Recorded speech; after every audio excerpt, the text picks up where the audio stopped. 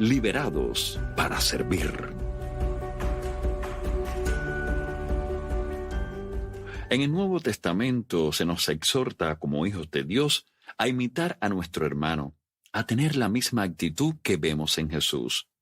Porque vosotros, hermanos, a libertad fuisteis llamados, solamente que no uséis la libertad como ocasión para la carne, sino servíos por amor los unos a los otros.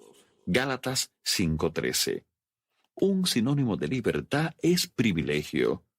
No debemos usar nuestras libertades o privilegios como hijos del Dios vivo para servirnos a nosotros mismos. La libertad debe utilizarse para servir a los demás. Hay libertad en el servicio y atadura en la esclavitud. Un esclavo es aquel cuya obligación es servir, mientras que el siervo es el que vive para servir. Veamos algunas de las diferencias entre la actitud de un esclavo y la de un siervo. Un esclavo está obligado a servir. Un siervo lo hace de buena gana.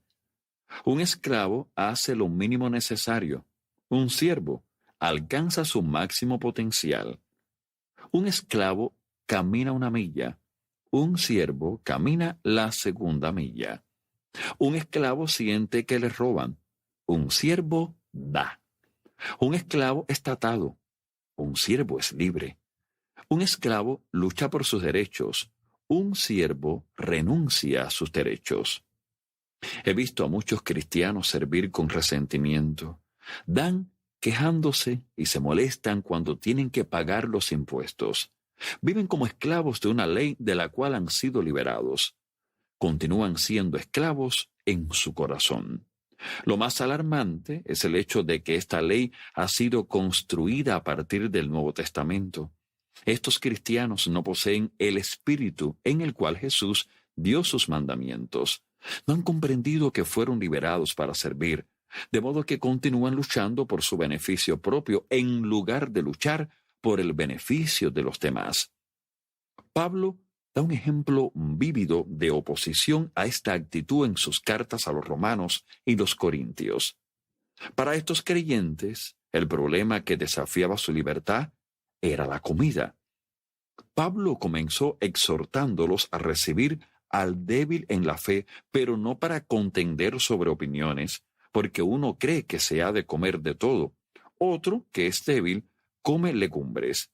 Romanos 14, 1 y 2.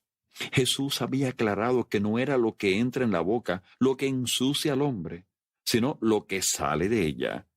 Cuando dijo estas palabras, declaró limpias todas las comidas para los creyentes. Marcos 7, 18 y 19. Pablo dijo que había algunos creyentes que eran débiles en su fe y no podían comer carne por temor a que hubiera sido sacrificada a los ídolos. Aunque Jesús había hablado sobre el tema, estas personas aún no podían comer carne con una conciencia limpia. Acerca, pues, de las viandas que se sacrifican a los ídolos, sabemos que un ídolo nada es en el mundo. Para nosotros, sin embargo, solo hay un Dios, el Padre, del cual proceden todas las cosas, y nosotros somos para Él, y un Señor, Jesucristo, por medio del cual son todas las cosas, y nosotros por medio de Él.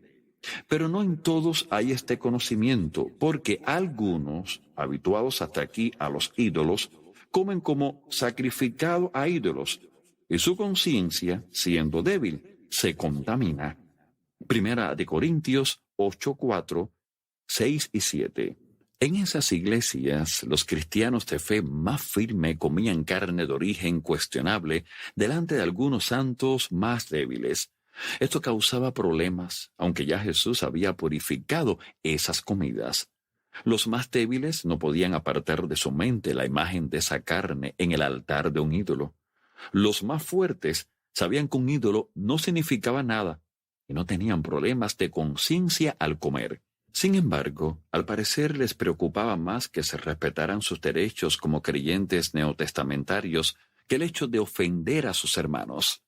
Sin proponérselo, estaban siendo piedra de tropiezo para sus hermanos más débiles. Esta actitud no corresponde al corazón de un siervo. Veamos cómo Pablo trata el tema. Así que ya no nos juzguemos más los unos a los otros, sino más bien decidid no poner tropiezo u ocasión de caer al hermano. Porque el reino de Dios no es comida ni bebida, sino justicia, paz y gozo en el Espíritu Santo.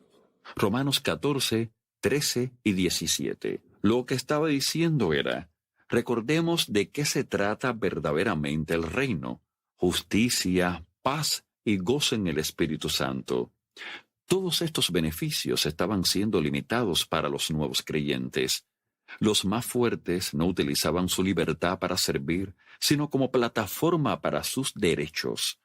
Conocían su libertad según el Nuevo Testamento, pero el conocimiento sin amor destruye.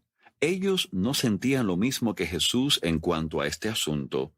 Jesús demostró sus derechos en lo concerniente al impuesto del templo a Pedro y los demás discípulos para así ejemplificar la importancia de entregar nuestras vidas al servicio. Él nunca deseó que la libertad fuera una licencia para demandar nuestros derechos y hacer que otras personas se ofendieran y tambalearan.